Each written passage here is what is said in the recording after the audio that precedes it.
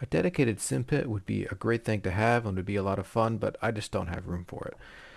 I use the same desk and PC for editing all my videos as I do for flying the missions. I also occasionally work from home. It's not out of the question that I'd spend 12 hours a day at this desk between work for my day job, gaming, and editing videos for YouTube, so it needs to be flexible. Now, I've had this old L-shaped desk for many years. I really like it. It's served me well, but it's just getting worn out and it's time to replace it. It's warped, the veneer is peeled in a few spots, it blocks a window. Ever since I've moved into this house, I've never been able to access this window properly behind it. And the supports underneath it prevent the use of desk edge accessories like monitor stands. It served me well, but it's just time to move on. Other than general clutter and wire management issues, I also need a better chair. It's probably the biggest issue with my whole setup. I've purchased and returned several candidates, making this process a bit of a saga. This latest attempt, it was comfortable at first, but about 6 months on, the foam in the backrest just doesn't rebound, and it leaves a permanent dent. The stitching in the seat ripped, leaving an ugly gash, and to top it all off, it suffers from fitment issues that cause it to wobble and rest cocked slightly to the right when I sit. With all of these issues, it's no wonder why sometimes my back is just killing me at the end of the day. Well, that and I'm not getting any younger. With the goal of creating a nice, clean, orderly, and comfortable space, I set about the process of finding upgrades to replace some of my aging and worn out components. All of the products you're about to see were purchased with my own money. This video is not sponsored because my channel is tiny and nobody would pay me to review anything anyway. I started by replacing the chair. After many failed attempts, I finally found one that checks all the boxes for me. I went with the Anti-Seat Kaiser 3 in attractive and easy to clean PVC leather. Now, this selection might surprise some people. These gaming style chairs have a pretty bad reputation for being uncomfortable. After trying and returning some of the inexpensive options in my quest for suitable seating, I can say that reputation is very well deserved. Without calling out any specific products, I'll say that there are indeed some truly awful options out there. And I went up market because the lower end options just were not doing it. So after reading many reviews, I decided it was just time to try a more premium product. While the Kaiser 3 isn't the most comfortable chair I've ever sat in, it is reasonable. It's kind of grown on me over time. When I first started using it, the seat felt like a brick. It really did. It just felt like I was sitting on a cinder block. But over the course of a couple of weeks of heavy use, it softened up and now sits in that Goldilocks zone of being firm but not too firm. After some initial saddle soreness, I can spend 8 hours in this chair no problem now.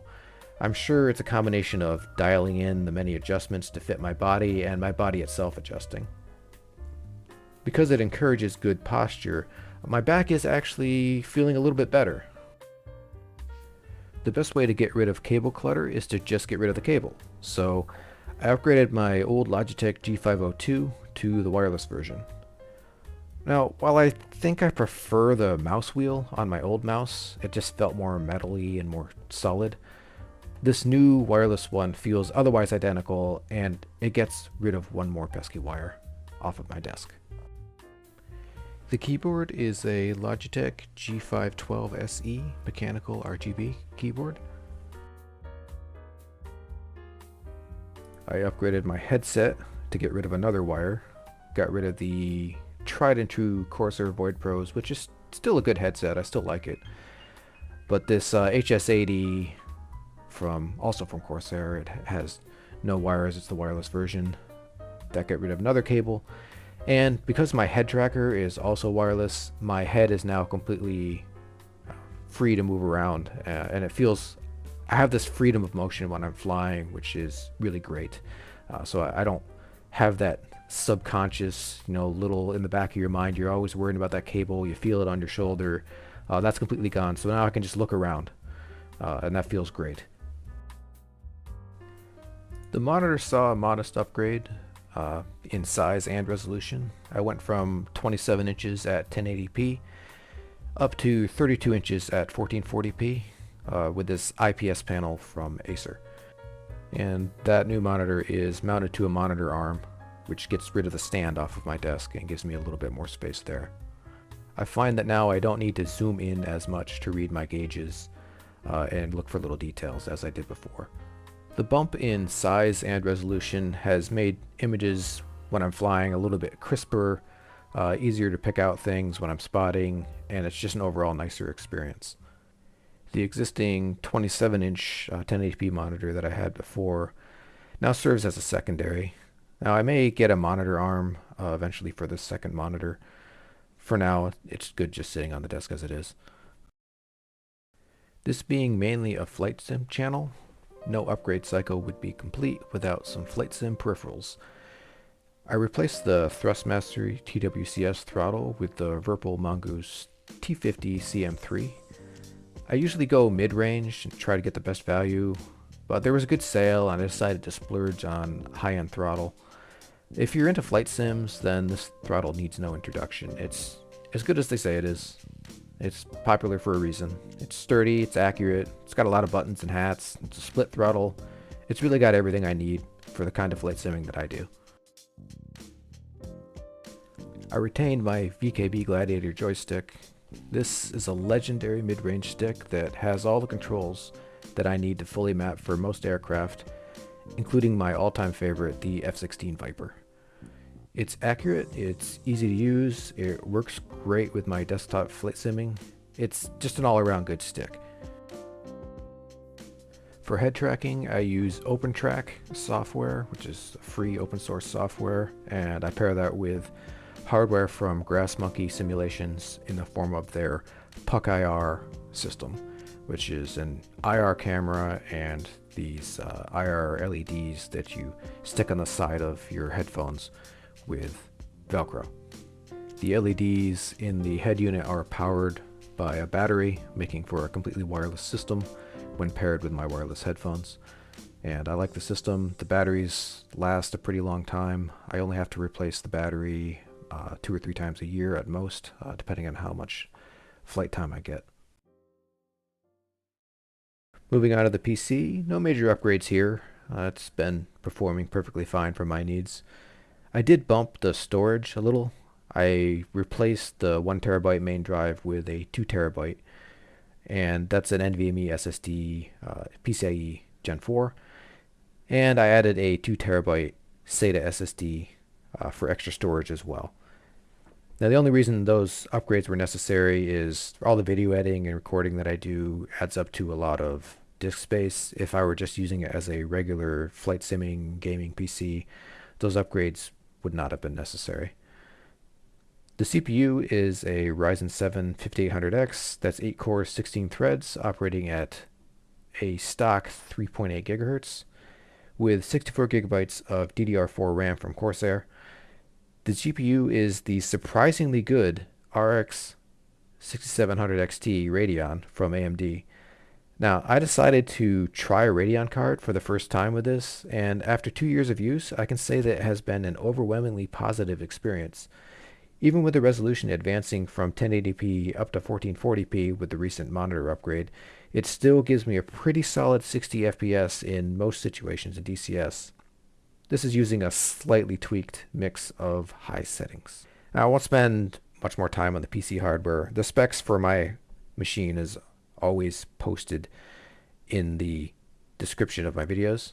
So if you're curious, if you watch a video and you want to know what I was running at the time, the specs always reflect the hardware as it was at time of filming.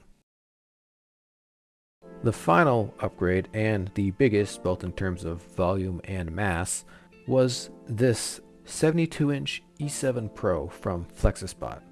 And I chose to top it with the solid wood 1-inch thick desktop that is just this natural gorgeous wood finish, and I really like this desk a lot. It's just very attractive. It goes with some of the existing furniture that I already had and creates a nice contrast between tech and natural. That natural wood finish with all the high-tech equipment, the black versus the light wood. I really just like how this looks in my setup. Also, because of the style of desk it is, it's not an L desk, I can rotate it and place it against the wall the way that I've always wanted to do since I moved into this house. So the window is nicely accessible, and it's also not behind my monitors. Sometimes if I try to use my computer during the day, and even with the curtains closed, it's still a light source behind the monitor, which is not ideal. By rotating it 90 degrees, I now have a wall behind my monitors, which is great, especially when I fly night missions and turn all the lights off. It's really a cool thing to not have any light from outside coming in the window, like directly in my line of sight. Wiring all of my flight sim peripherals discreetly through this USB hub in behind the monitor helps minimize cable length needed to reach my PC on the floor. Now, since this is a standing desk, I can dial in the height ideal for working, gaming, or flight sims with the press of a button, making it easier than ever to switch between activities. It even has a USB recharge port built right in so that I can recharge my phone or my headset with ease. Between months of research for product selection and orders and RMAs, it's been a long process to get here, but I finally feel like I have a space where I can comfortably enjoy long sorties and long editing sessions, and maybe get a little work done as well. I'm Jakesoft, thanks for watching, and I hope to see you up there.